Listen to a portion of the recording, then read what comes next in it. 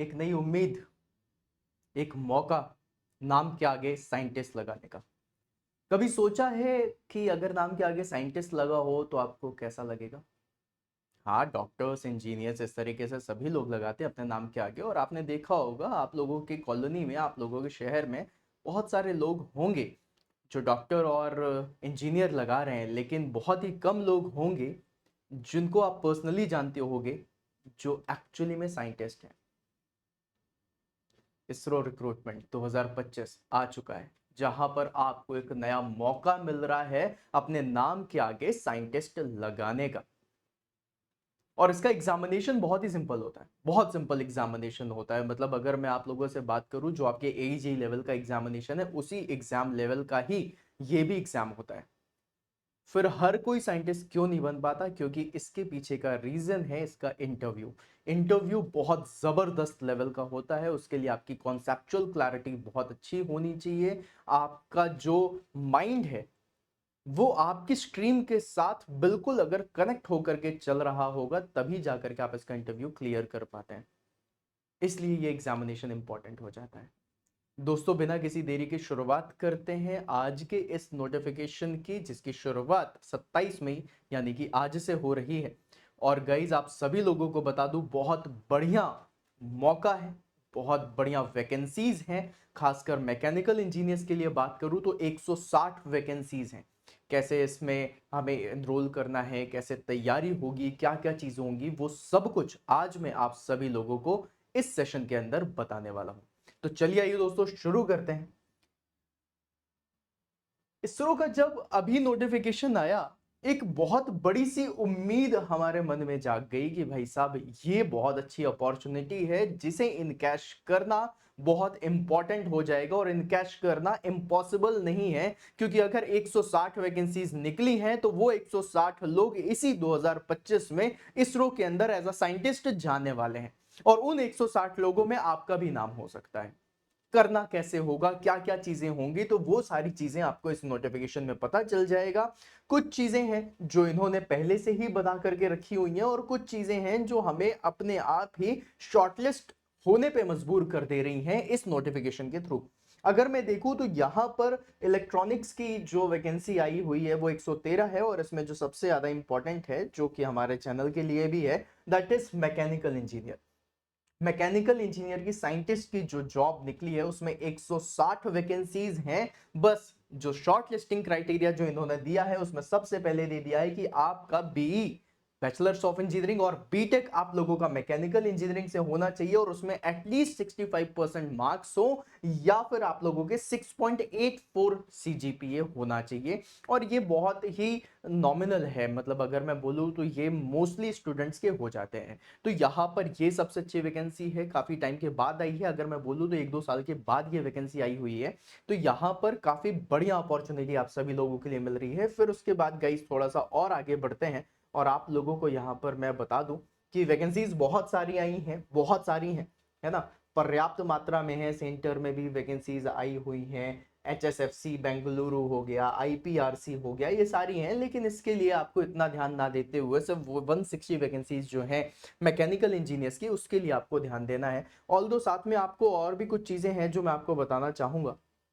सबसे पहली चीज इसमें यह है कि इसकी जो एज लिमिट दी हुई है, उस एज लिमिट के अनुसार आप लोग जो एलिजिबल होने वाले हैं इसके लिए, वो है 28 ईयर्स, राइट। 28 साल की है।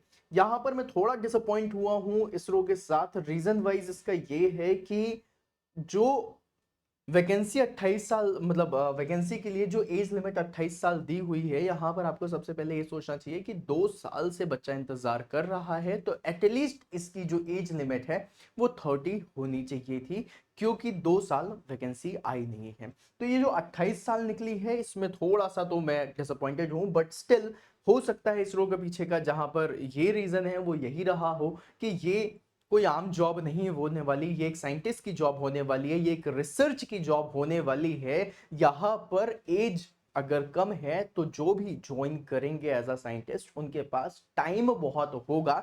एटलीस्ट 2 साल का ज्यादा टाइम हो जाएगा अगर 30 रखते, जहां पर वो और भी काफी कुछ सीख सकते हैं और भी बढ़िया तरीके से यहां पर इसरो में सर्व कर सकते हैं।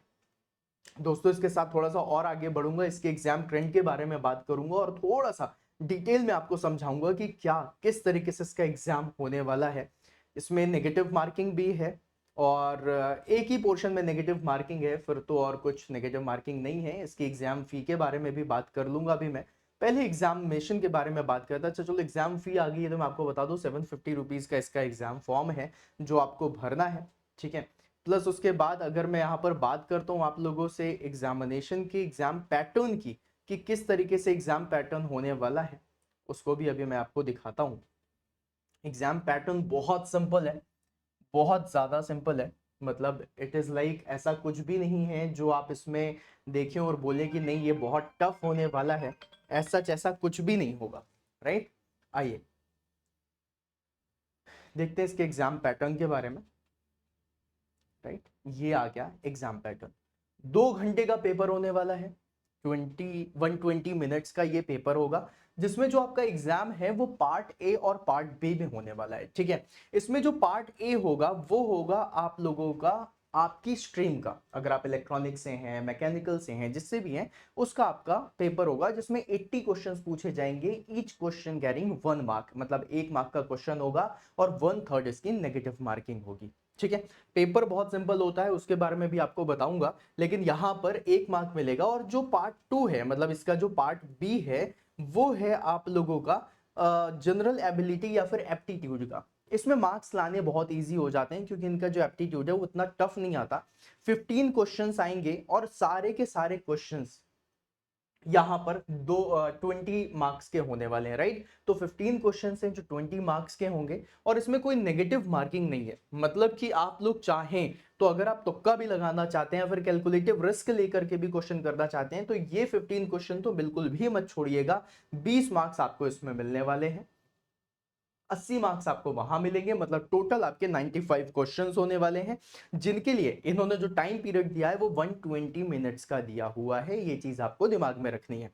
प्लस उसके बाद इन्होंने बताया है कि जब आप लोगों का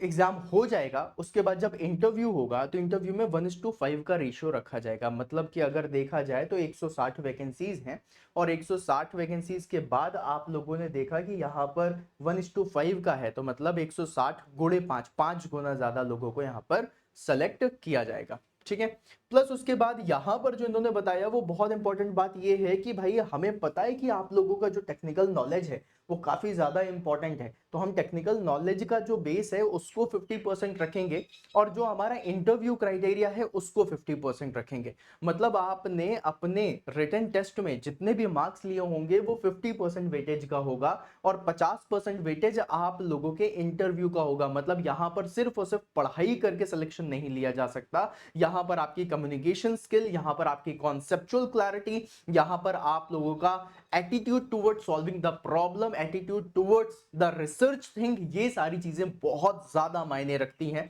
ऑल्दो इंटरव्यू इतना टफ नहीं होगा अगर आपकी कॉन्सेप्चुअल क्लैरिटी बहुत ज्यादा है। आप लोग जितने भी लोग मुझसे जुड़े हुए हैं और जो भी मुझसे जुड़ रहे हैं अभी, आप सभी लोगों को बता दूं कि मैं हमेशा वर्क करता हूं कॉन्सेप्चुअल क्लैरिटी पे। क्वेश्चन अगर नया आया तो कैसे सॉल्व करेंगे, अगर आप इस चैनल पे नए हैं और अगर आपने सेशन नहीं देखे हैं तो आप एक बार देखिएगा जरूर। आप देखिएगा क्वेश्चंस को मैं किस तरीके से तोड़ता हूं, मरोड़ता हूं, घुमाता हूं, सो दैट आपके कॉन्सेप्ट की क्लैरिटी आए और फिर उसके बाद आप सही आंसर तक पहुंच पाए।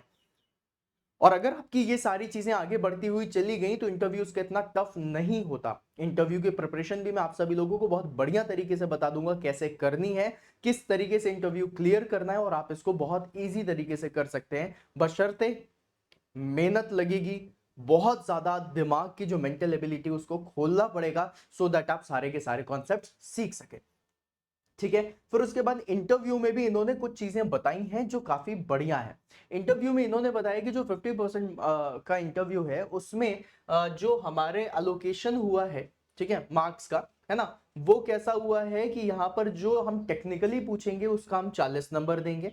फिर उसके बाद अगर हम लोगों ने जीके के बारे में पूछा या फिर आप इसरो कितना जानते हो, कितना नहीं जानते हो, अभी कौन कौन से मिशन आए थे, ये सारी चीजें हैं, इनके बारे में है, तो उसके 20 मार्क्स देंगे।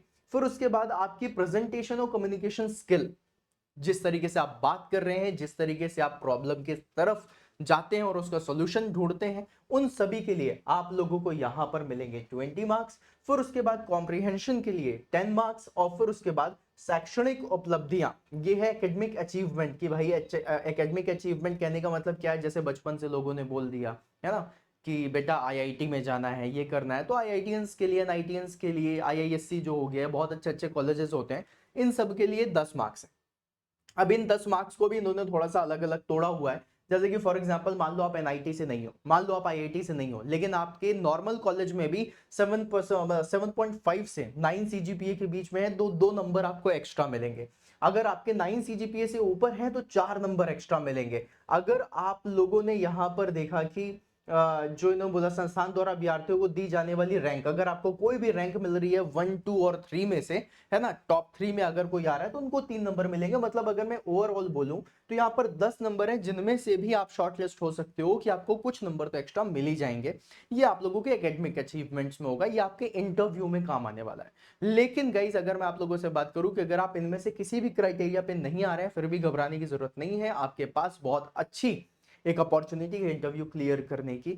जरूरी नहीं है कि आप लोग बहुत ज्यादा आपने अच्छे कॉलेज से कराओ, करा है तो बहुत अच्छी बात है, लेकिन अगर नहीं भी करा है, मार्क्स भी उस समय नहीं आए, लेकिन हाँ 6.8 से ऊपर आए हैं, तो गाइस आपको बहुत फायदा मिलेगा। मतलब सोचो 6.84 तो इनकी क्राइटेरिया, इसके नीचे के तो एग्जाम फॉर्म भरना कोई मतलब ही नहीं होगा। लेकिन अगर 6.84 के ऊपर आपके 7 भी आते हैं तो 3 नंबर यहाँ पे एक्स्ट्रा मिल रहे हैं, है ना, ये 2 नंबर सॉरी इसमें एक्स्ट्रा मिल जा रहे हैं, तो ये आपको फायदा जरूर होगा। ठीक है, फिर उसके बाद थोड़ा सा और आगे बढ़ते हैं। यहाँ पर इन्होंने बता दिया है कि रिजर्व्ड कैंडिडेट्स जो होंगे उनके रिटन टेस्ट और इसमें 50 मार्क्स, मतलब 50/100 का ये होगा। मतलब कहीं ना कहीं इन्होंने थोड़ा सा रिजर्व कैंडिडेट्स को थोड़ा सा फायदा दिया है ना इसमें। ऑल दो हमें इतना ज्यादा पढ़ने की जरूरत नहीं है, क्योंकि हमें पता है कि हम बहुत अच्छे से रिटन टेस्ट निकालेंगे। फिर सैलरी जो इन्होंने बेसिक बेसिक बताई है इनिशियल, वो है 56,100 रुपीज। प्लस उसके बाद इन्होंने अतिरिक्त उपर्युक्त विषय पर इन्होंने क्या क्या चीजें दी हैं, जैसे कि महंगाई भत्ता हो गया, है ना, डीए जिसे हम बोलते हैं, एचआरए जिसे बोलते हैं, मकान किराया भत्ता हो गया, आपके गाड़ी का हो गया, ये सारी चीजें आप लोगों को मिलने वाली है और बहुत ही बढ़िया तरीके से आपको यहाँ पर सैलरी मिलेगी। इसकी जो लास्ट डेट होने वाली है गाइस, वो भी मैं आप सभी लोगों को बता दूं। सबसे पहले फॉर्म कहां भरना है, तो फॉर्म भरना है आप लोगों को isro.gov.in और स्लैश इसरो सेंटर्स पे, है ना, ये वाली चीजें इन्होंने बताई हैं। तो इसमें आपको बताया सीधा आप इसरो में डालेंगे कि भाई इसरो रिक्रूटमेंट और इसरो फॉर्म फिलिंग, उसके हिसाब से यहाँ पर तुरंत ही आ जाएगा आप लोगों के, वेबसाइट सबसे ऊपर ही आ जाती है। तो इतना कोई टफ होता नहीं है एग्जामिनेशन के लिए कि भाई वेबसाइट सर्च करना है, कौन सी वेबसाइट पे भरें, क्या करें, ऐसा कुछ नहीं होने वाला है, बहुत इजी तरीके से मिल जाएगी। ठीक है, अब इन्होंने देखो यहाँ पर क्या बताया, इन्होंने बताया कि भाई जो ऑनलाइन रजिस्ट्रेशन है कब से शुरू हो रहा है, 27 मई से शुरू हो रहा है। जो इसकी क्लोजिंग डेट है ऑनलाइन रजिस्ट्रेशन की, वो होने वाली है 16 जून, राइट। तो मतलब आज से लेकर के 16 जून के बीच में है, जितना जल्दी से जल्दी आप फॉर्म भर दे उतना अच्छा है। मोस्टली मुझे पता है कि जो फॉर्म भरे जाएंगे वो 1 तारीख के बाद से भरे जाएंगे। रीजन वाइज 1 तारीख के बाद थोड़े पैसे आ जाते हैं, घर से पैसे आ जाते हैं, है ना, पापा से भी आप मांगने में वो नहीं होते हो, मंथ एंड का टाइम होता है, वैसे ही क्रंचेस चल रहे होते हैं। So I can understand this thing, but June के फर्स्ट वीक में आप लोग ये फॉर्म जरूर भर दीजिएगा। देखो दोस्तों, कुछ भी कहने से पहले सिर्फ एक ही चीज बोलना चाहूंगा कि ये देशभक्ति करने का एक बहुत बड़ा आपके पास एक मौका मिल रहा है, एक अपॉर्चुनिटी मिल रही है। जरूरी नहीं है कि बॉर्डर में जा करके ही आप सब देशभक्ति दिखा सकते हो, आप इसरो जैसे ऑर्गेनाइजेशन में रह करके भी आप देशभक्ति दिखा सकते हैं, अपने नाम के आगे साइंटिस्ट लगा सकते हैं और बहुत बढ़िया तरीके से एक आगे आने वाली लाइफ की डायरेक्शन को बदल सकते हैं।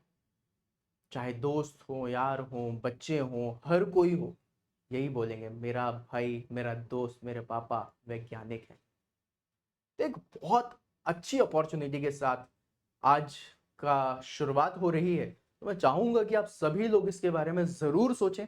अगर आप प्रिपरेशन करना चाह रहे हैं एंड आपके मन में है कि हाँ मुझे भी इसकी तैयारी करनी है और वो जज्बा है कि मैं इसमें सेलेक्ट हो सकता हूं, अगर 5% भी आ रहा है कि अगर मैं मेहनत करूंगा तो सेलेक्ट हो सकता हूं, तो उस 5% को 500% बना दो और मेहनत पे लग जाओ, क्योंकि यस तुम सेलेक्ट हो सकते हो। 160 लोग जो सेलेक्ट होने वाले उसमें तुम्हारा नाम हो सकता है।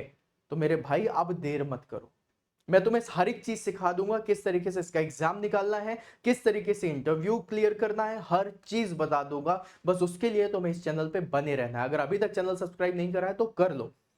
मैं आप लोगों को अपनी कॉन्टेक्ट्स भी शेयर कर दूंगा जहां पे आप मुझसे कनेक्ट कर सकते हो। शिवम सर मैकेनिकल का टेलीग्राम चैनल है, वो उसमें जाओ, जुड़ो, पर्सनली मुझे डीएम कर सकते हो। शिवम सर मैकेनिकल @gmail.com पे भी आप मेल कर सकते हो, सारी चीजें कर सकते हो। इवन मैं इस सेशन के नीचे गूगल फॉर्म भी लगा दूंगा, जहां पर अगर आपकी कोई भी पर्सनल क्वेरी है आप उसको भी पूछ सकते हैं। इवन आप कमेंट बॉक्स में भी लिख सकते हैं, अगर आपके कोई डाउट्स है मैं उसके ऊपर भी कोई ना कोई सेशन आपको जल्दी से जल्दी प्रोवाइड कर दूंगा। बस अब एसएससी भी आ गया, आरआरबी भी आने वाला है, इसरो भी आ गया, और बाकी एग्जामिनेशन जो आपके चल रहे हैं, बीपीएससी एंड ऑल, ये सारी चीजें चलती हुई जा रही हैं। अभी बीएल का एग्जामिनेशन है, फिर उसके बाद आरआरबी का री एग्जामिनेशन होना है, फिर उसके बाद आप वापस से लग जाओगे एसएससी जेई के लिए, आरआरबी जेई के लिए, फिर उसके बाद इसरो के लिए। तो आपके पास अपॉर्चुनिटीज बहुत ज्यादा हैं। और दोस्तों एक बात हमेशा याद रख लेना, मौके हर बार नहीं मिलते। हर बार आपको 10वीं का 12वीं का एग्जामिनेशन देने नहीं मिलेगा, हर बार आपको स्कूल में जाने नहीं मिलेगा, हर बार आपको वापस से ग्रेजुएशन करने नहीं मिलेगा। मौके सिर्फ एक ही बार मिलते हैं। बहुत ही ज्यादा किस्मत हुई तो मौका दोबारा मिल जाए, लेकिन इस बार उस किस्मत के ऊपर भरोसा ना करके प्लीज अपनी मेहनत के ऊपर भरोसा रखो, और जो मौका मिला है उसको इनकैश कर दो। All the very best. And let's connect, prepare together, and let's get selected in ISRO. Bye bye, guys.